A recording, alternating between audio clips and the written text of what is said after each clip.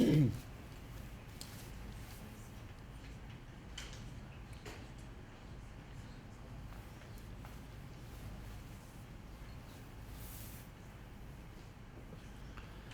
الله الرحمن الرحيم الحمد لله رب العالمين والصلاة والسلام على أشرف الأنبياء والمرسلين حبيب إله العالمين أبي القاسم المصطفى محمد اللهم صل على محمد وآله وعلى أهل بيته الطيبين الطاهرين المعصومين المنتجبين. السلام عليكم ورحمة الله وبركاته. Last week we introduced the month of Rajab and the meaning of the month of Rajab, and according to the Prophet Muhammad sallallahu alaihi wasallam,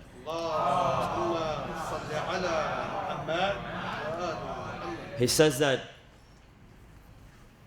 Rajab, and of course Rajab is one of the months which is referred to as Al-Ashhur al-Hurum, the sacred months, that Rajab is the month of Allah and Sha'ban is his month, the month of the Prophet, and Ramadan is the month of his ummah, his people.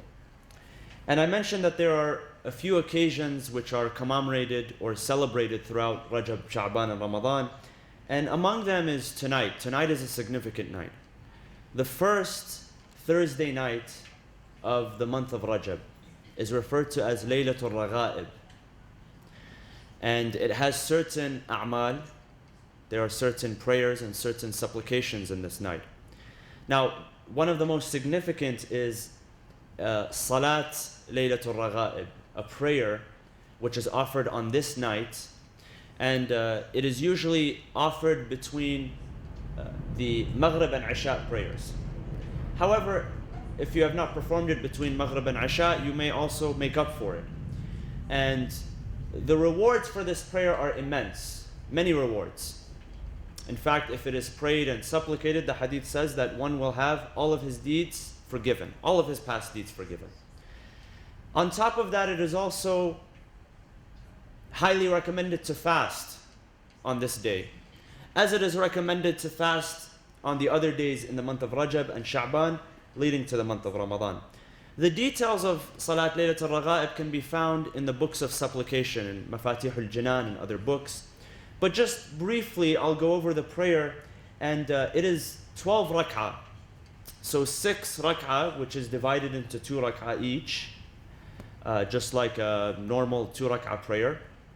And in each rak'ah, we read, in each one of the 12 rak'ah, we read Surah Al-Fatiha, of course, after Surah Al-Hamd, Surah Al-Fatiha one time, and then Surah Al-Qadr, Inna anzalnahu fi laylatil qadr 4 times, and Surah Al-Tawheed 12 times. And this is for each rak'ah.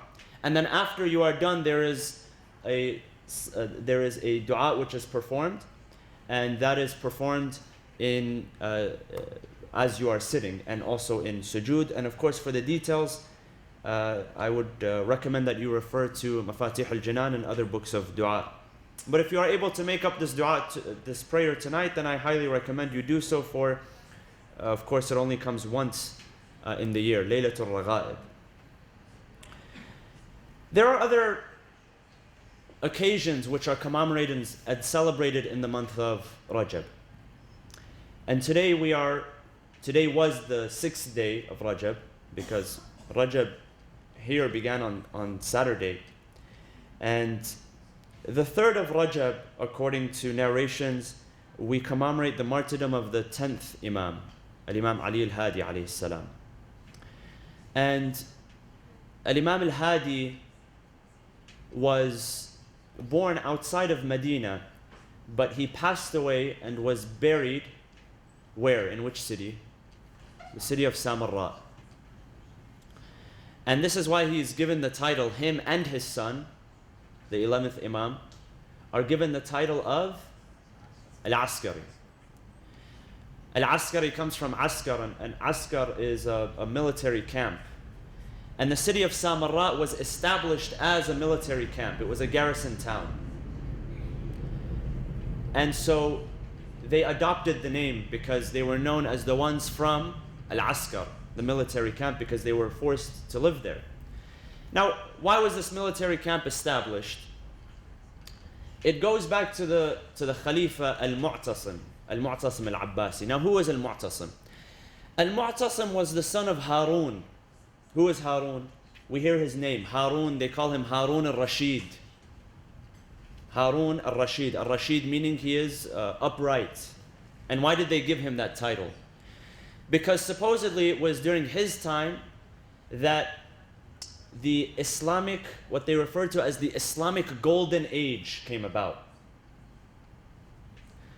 And they refer to it as the Islamic Golden Age because it was that time where the Muslims began to expand their horizons in terms of knowledge and wisdom, both in import and export.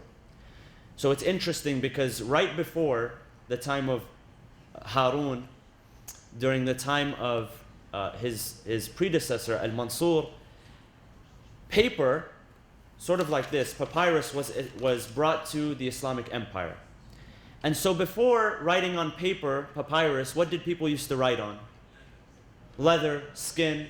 And so if you wanted to write a book, you had to carry an entire stack with you. Or sometimes they would use bones, large bones from animals to write. So it wasn't easy to reproduce writings. It wasn't easy to write and translate. But with the introduction of paper, it became very much easier. So they started to import writings from different languages, from Greek and from Persian and from Sanskrit. And they began translating them into the Arabic language. And they began exporting. And they created houses of wisdom. They created universities and they created schools. And so at that time, they referred to it as the Islamic Golden Age. And the highlight of the Islamic Golden Age was during the time of Harun al-Abbasi. And he ruled for a couple of decades. He ruled for a while. Now, Harun had 3 wives. I don't know how. He had 3 wives.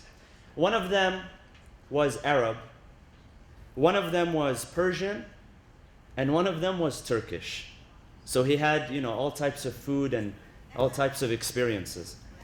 Now from he had children. He had sons. And his Arab wife bore him Al-Amin. And his Persian wife bore for him Al-Ma'mun. And his Turkish wife bore for him Al-Mu'tasim. So these were 3 brothers, one from an Arab mother, one from Persian, and one from Turkish.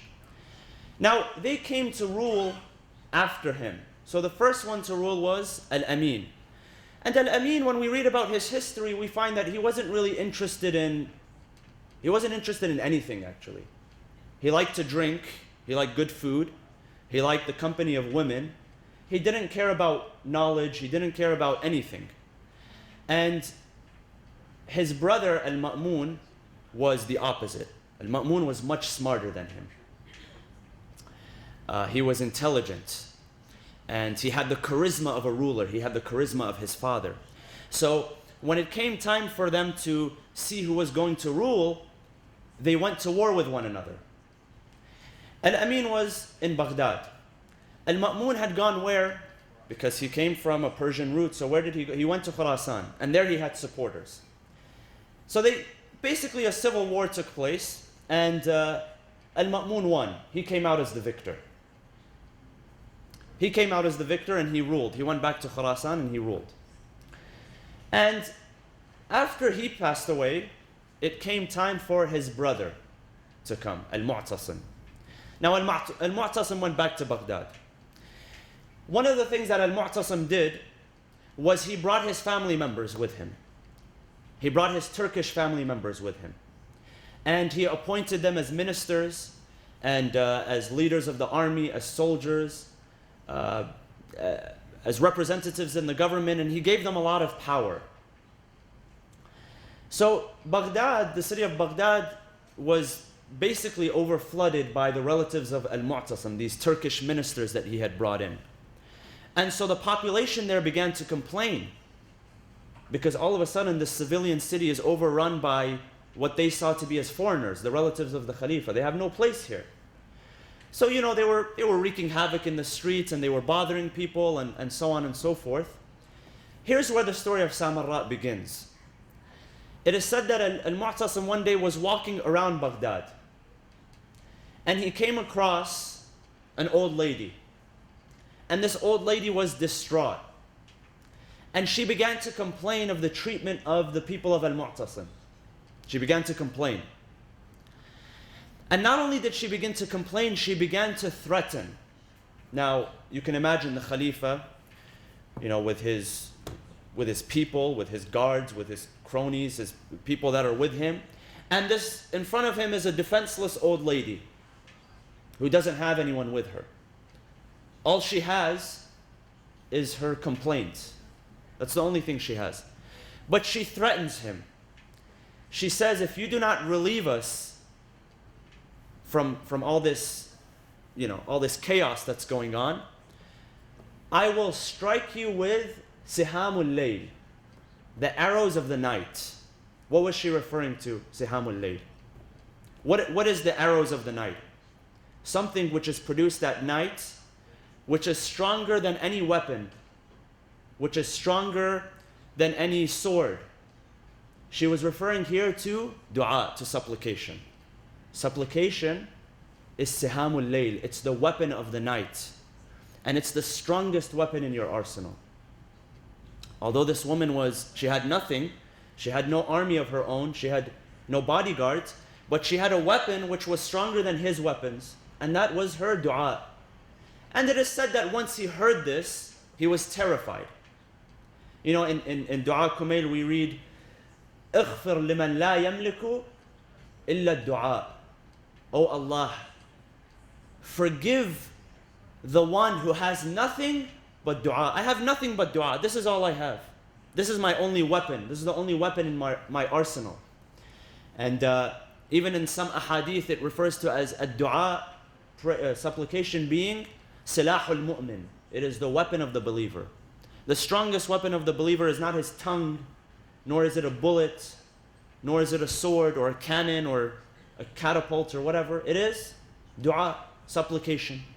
If it is done at night, if it is done sincerely, it is the greatest weapon that you have in your arsenal. It is the greatest weapon to overcome enemies. It is the greatest weapon to overcome fear. It is the greatest weapon to overcome anxiety and depression and marital problems. It's the greatest weapon to overcome anything, is supplication, a sincere supplication done at night. So he heard this. He heard this, and so what did he do? He grabbed his soldiers, he grabbed everyone, and they moved up north. And they went to Samarra. And Samarra at that day, its name was not Samarra yet. It was Surra Man Ra'a. Surra Man Ra'a became Samarra. Surra Man Ra'a means what? The one who sees it becomes masroor, becomes happy. It was so beautiful that those who would gaze upon it would automatically be filled with joy. Surra Man Ra'a. Surra Man Ra'a became Samarra. And so the Khalifa stayed there. And that's where they established as an askar, a garrison town. Samarra gained the name Al-Askar.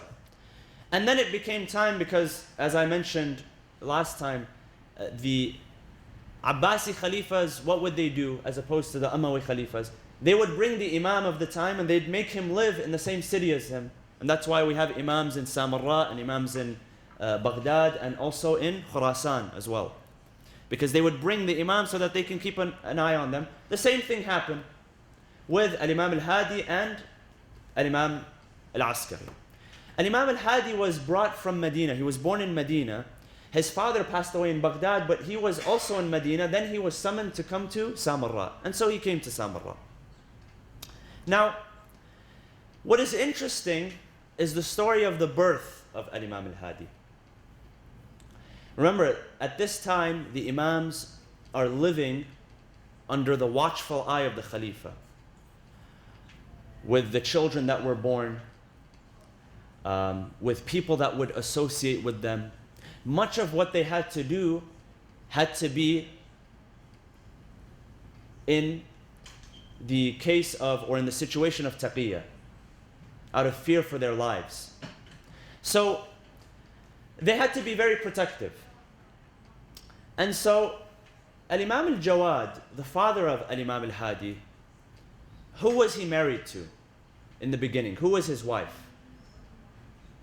She was the daughter of Al-Ma'mun. What was her name? Or what was her kunya rather?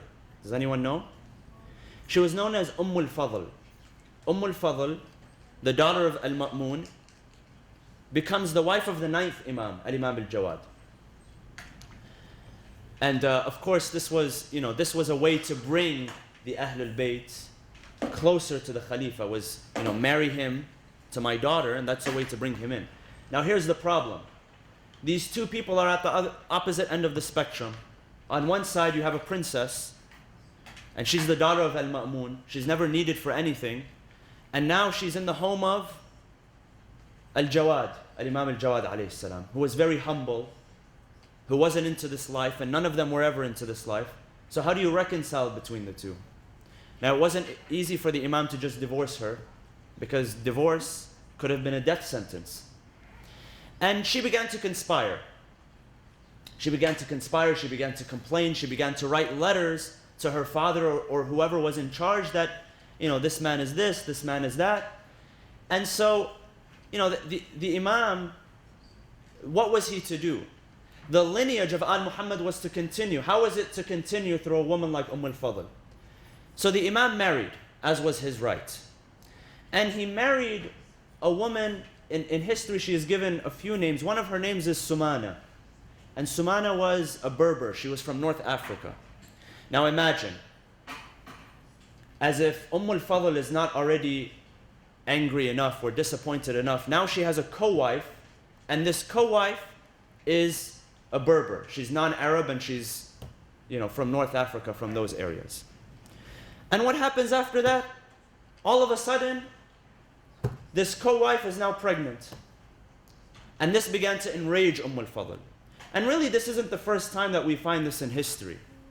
I mean, if you look at the history of Islam, and if you look at the history of the Abrahamic faiths, this happens a few times. The rivalry, the co-wife rivalry, and especially when one is to give birth or has given birth or has created a lineage. The case was, if you look at the case of Ibrahim, ala nabina wa ala ali afdalu salatu wassalam. Ibrahim had a wife, Sarah, and Sarah was a good lady. But at that moment, they had reached that old age. Sarah could not give birth. Now she had to wait a little bit, and Ibrahim also had to wait, because they were both of old age. And so when she gives birth, to whom? Who does Sarah give birth to? Ishaq.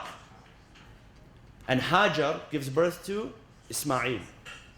Ibrahim says, Alhamdulillah alladhi, this is in the Quran, Alhamdulillah alladhi wahaba li ala al-kibari Ismail wa Ishaq. Praise be to Allah, the one who gave me both, from both Sarah and Hajar. He gave me Ismail and he gave me Ishaq. But Ismail came before Ishaq. And Ismail was the son of whom? Hajar, the co-wife. In fact, actually, she was not even a co-wife. She was a servant. She was a servant. She was not even married. And this was normal. Now that we look at it, we think it's not normal. But back then it was normal that there would be a maid, and the maid there would be conjugal relationships, and the maid would give birth. And her rights would be similar to the rights of a wife as well. Sarah was a righteous woman, but for whatever reason, maybe we shouldn't go into details, she didn't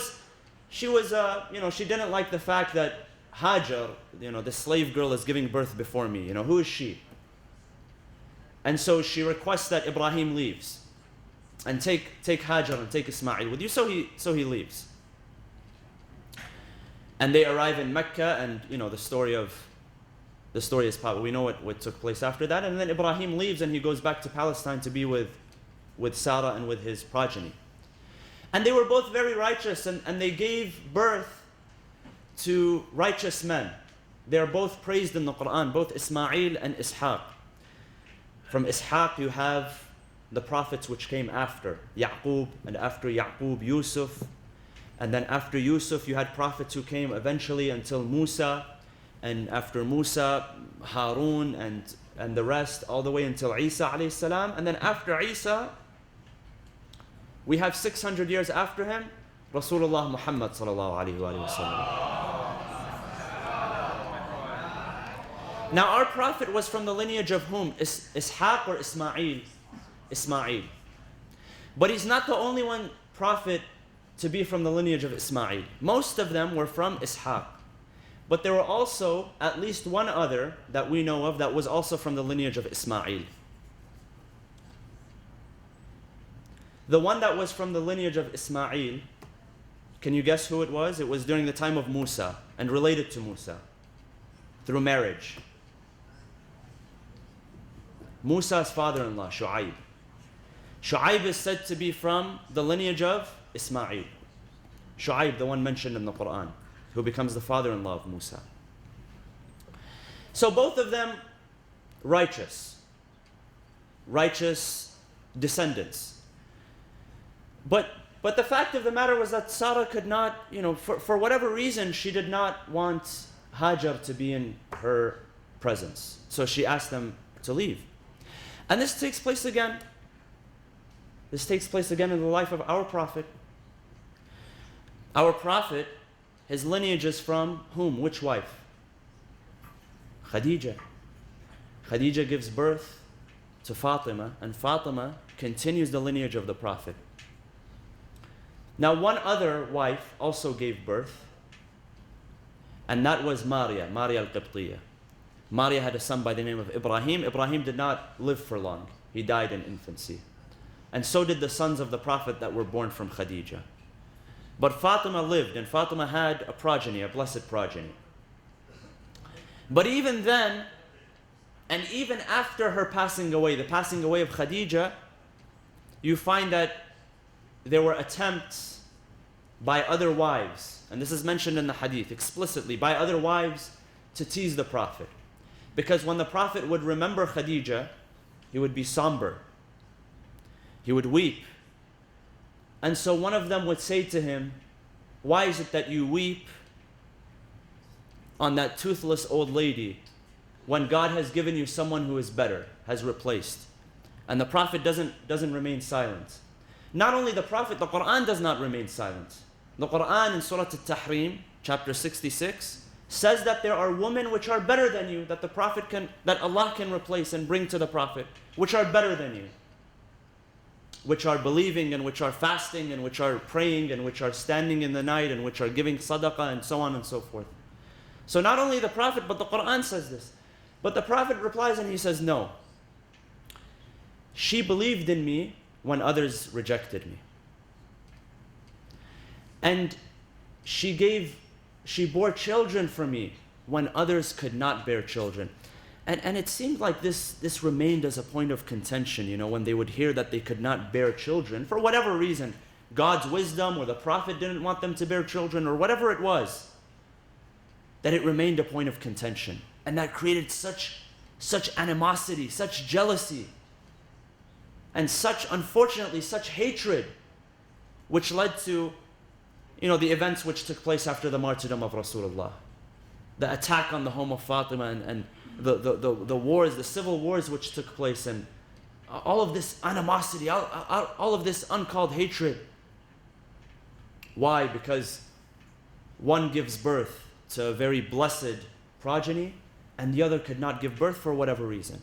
So this happens a few times, and this happened coming back to the case of Al-Imam Muhammad al-Jawad alayhi salam. His wife is al-Fadl, the daughter of al-Ma'mun, and she doesn't give birth. And how could she be the mother of the next Imam? It was simply not appropriate. And so the Imam takes Sumana, and she bears for him Al-Imam Al-Hadi. Now, bear in mind that if you look at coming from the Imams after the 6th Imam, from the 7th Imam onwards, all of their mothers were from Africa. And most of the Imams, a lot of people don't like to hear this, but most of the Imams coming later were dark complexion. They weren't, blonde hair, blue-eyed, and looking beautiful. Even though when you see in the pictures, they try to draw them as looking a certain way, most of them were dark. Their mothers were dark. In fact, the Imams sometimes were teased. They were teased. When Al-Imam al-Jawad was born, it is said that because of his complexion, people began to tell the Imam, his father, the 8th Imam, that this isn't your son, this is somebody else's son. Why? Because, with race, when it comes to issues of race, unfortunately, even the most pious of people begin to slip and falter. And this is something which existed from before. Being a non-Arab, if you're an Arab or a non-Arab, if you're African, if you're Persian, if you're this, if you're that, what is beautiful about the message of Islam is that it completely deconstructed, all this racial tension which exists. The Prophet, his greatest companion, bar none, greatest companion, besides, of course, Amir al-Mu'mineen, was whom? Salman al-Muhammadi. They used to refer to him as Salman al-Farisi, Salman the Persian. The Imam says, don't call him the Persian, call him Salman al-Muhammadi, because he's from us. He's one of us. And Salman was the closest, even though he was a non-Arab. The Prophet had other companions, Bilal al-Habashi, Suhaib al-Rumi. All of these were non-Arabs. And at a time of Arabism, nationalism, Islam came and broke these boundaries. So the Imams of Ahlul Bayt, likewise, many of them, their mothers, were not Arabs. They were non-Arabs. They were foreigners. And today, these same foreigners would probably be looked down upon. But these were the mothers of the Imams. I mean, you have to admit there has to be something special about the mother in order to produce an Imam. It's not coincidental. So, she gives birth to the 10th Imam, Al-Imam Al-Hadi alayhi salam. And really, with all the conspiracy that took place in the home of the Imam, with al-Fadl being there, and with the Khalifa of the time keeping watch on the Imam, when a person is going to be born and live, they will do so against all odds, if it is the will of Allah. You look at the story of Musa, and look at how much the Fir'aun was adamant about getting rid of every male child that would be born in Egypt. And this is Fir'aun, the man who saw himself as God. I mean, we could agree that he had a pretty good, he had pretty good power and authority and ability to track people down. He had sort of like his own NSA, if you will. But even with that, you find that Musa is born. And he's placed in the river, and he is sent, and he is raised in the home of Fir'aun, in the very same home where children are to be killed. He is raised, and he raises a nation before him. Likewise, really was the case of the Imams after. And this is why people ask, well, why is there so much ambiguity with the birth of the 12th Imam? Because there was so much protection. Because they had an eye, they were waiting for someone to be born. Why? Because they knew. Because the Imams before them would say that there will come an Imam from our lineage. His name is the name of the Prophet, so on and so forth.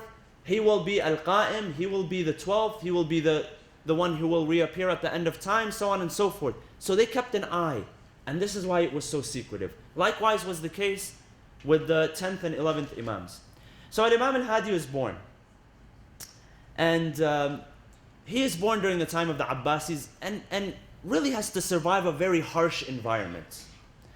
Because after Al-Mu'tasim comes a few other Khalifas. Al-Wathiq comes after him. And after that comes Al-Mutawakkil. Al-Mutawakkil is known as the Yazid of Banu al-Abbas because of how harsh he was, because of his hatred. Now, sometimes, and Allah subhanahu wa ta'ala gives us the example in the Quran that sometimes even when you have that which is khabith, that which is impure, there is also a chance that that which is pure, tayyib, comes from it. And this was the case with Al-Mutawakkil. With his animosity and his hatred towards the Ahlul Bayt, he had a son by the name of Al-Muntasir. And Al-Muntasir had an affinity and had a love for Amir al-Mu'mineen. He had a love for the Shia, but he did not last. Only a few months and he was killed after that.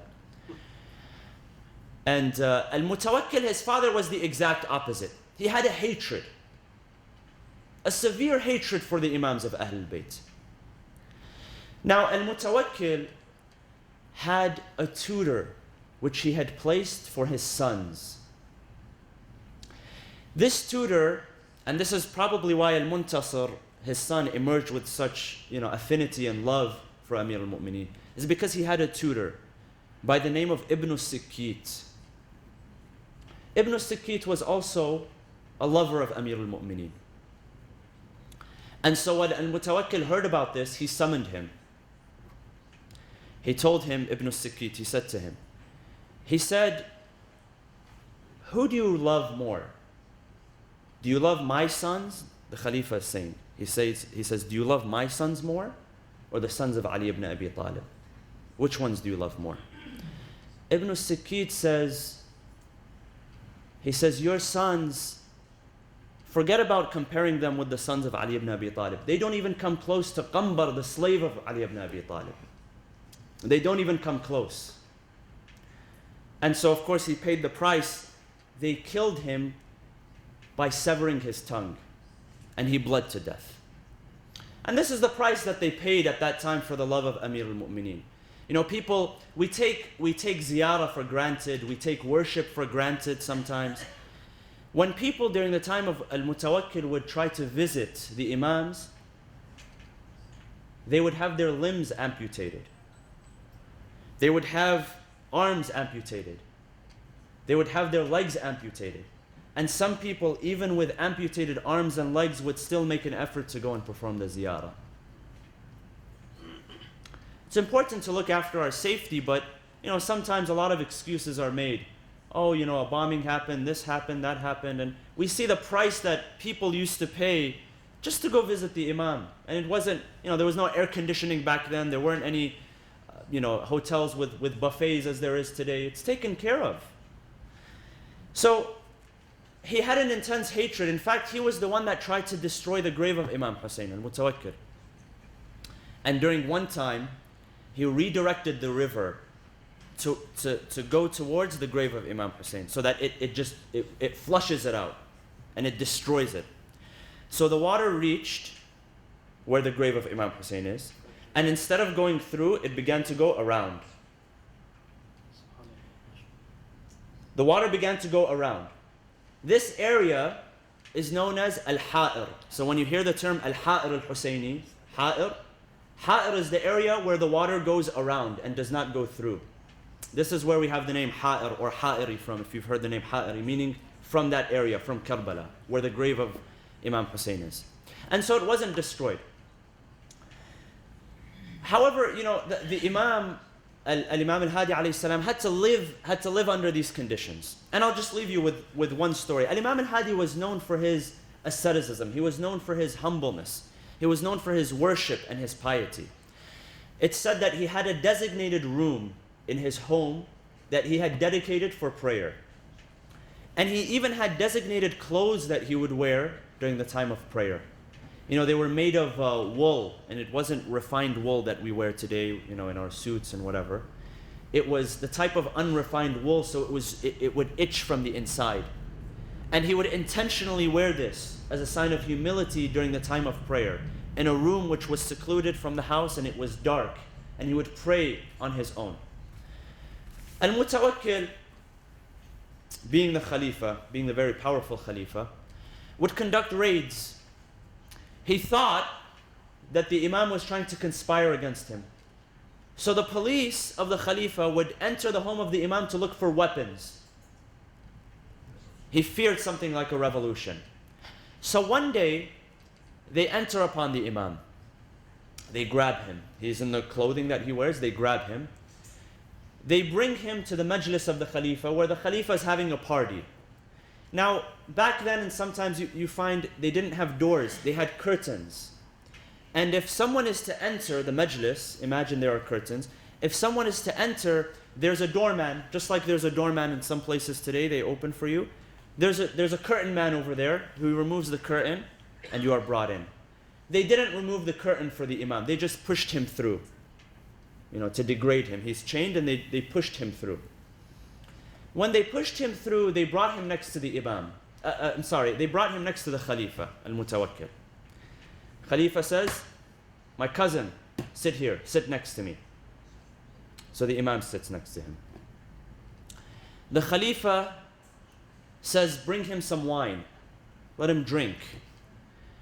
So the Imam says that you know very well that this drink has never been mixed with my flesh and blood, nor with the flesh and blood of my forefathers. We were never known for drinking. He says, okay, fair enough. Why don't you sing for us? The Khalifa is telling the Imam, let's sing for us. You're very poetic, sing for us. So what does the Imam do? The Imam doesn't sing, but the Imam begins to recite poetry. And this poetry, a few lines of poetry, changed the mood of the entire majlis. It became a majlis of laughing and dancing and clapping to a majlis of weeping, intense weeping. And this is a poem which is attributed to his grandfather, Amir al-Mu'mineen. And this poem speaks about how people indulge in this life. They have food and they have drink and they have clothes and they have jewelry and they have high beds and they have crowns and they have castles and all of this. But one day they will fall from the top 6 feet into a dark grave. And they will lose the beautiful face. They will lose the beautiful scent. There will be a reeking stench coming from that corpse. And instead of eating and drinking, they will be the ones that are eaten and being drank by the insects of the grave. باتوا على قلل الأجبال تحرسهم غلب الرجال فلم تنفعهم القلل واستنزلوا بعد عز عن معاقلهم وأودعوا حفرا يا بئس ما نزلوا ناداهم صارخ من بعد ما قبروا أين الأسرة والتيجان والحلل أين الوجوه التي كانت منعمة من دونها تضرب الأستار والكلل فأفصح القبر عنهم حين سألهم تلك الوجوه عليها الدود يقتتل يا طالما أكلوا دهرا وقد شربوا فأصبحوا بعد ذاك الأكل قد أكلوا. He says very, very eloquently, look at all the food that they ate. Look at all the drink that they had. Only the result after that is that their faces are being eaten. Their beautiful faces. The high beds that they used to sleep on, now they're inside the ground. The high castles that they built for themselves did not protect them. Nothing can protect you from that day. And so it turned from a majlis of laughing and dancing and clapping and partying. The hadith says that Al-Mutawakkil, he passed out. He fainted after he heard these words and became a majlis of weeping. The Imam reminded them that, anything that you do to me is not going to hurt me. Anything that you do in this life, you're going to rack up as a deed, and then you are going to have to be responsible for that. And so this is the way that, the Imam lived, and of course Al-Mutawakkil, after him came a few other khulafa, until one of them, who was one of the descendants of Al-Mutawakkil, poisoned the Imam, and the Imam passed away. Before, they would not assassinate using, they didn't have guns and things like that to assassinate and bombs. They used to have to use poison. And so they poisoned the Imam, and the Imam passed away. And after that, it became the time of the 11th Imam, Al-Imam Al-Hasan Al-Askari alayhi salam, to be the Imam after him. And as times progressed, they got worse and they became even tougher. And so this is the life of a short glimpse into the life of the Imam, and really the circumstances that they lived were not very easy. They always had an eye looking over them. They did not have the freedom that they wanted. Their followers did not have the freedom that they wanted. And so we ask Allah subhanahu wa ta'ala to allow us to be among those who receive the intercession of the Imam. We ask Allah subhanahu wa ta'ala to bless us in this holy month, the month of Rajab, and that He accepts our deeds in this very special night, inshallah. Bismillah ar-Rahman ar-Rahim. Allahumma ighfir lil mu'minina wal mu'minat wal muslimina wal muslimat al ahya'i minhum wal amwat. تابع بيننا وبينهم بالخيرات إنك مجيب الدعوات إنك قاضي الحاجات إنك على كل شيء قدير برحمتك يا أرحم الراحمين وصلى الله وسلم على سيدنا محمد وعلى أهل بيته الطيبين الطاهرين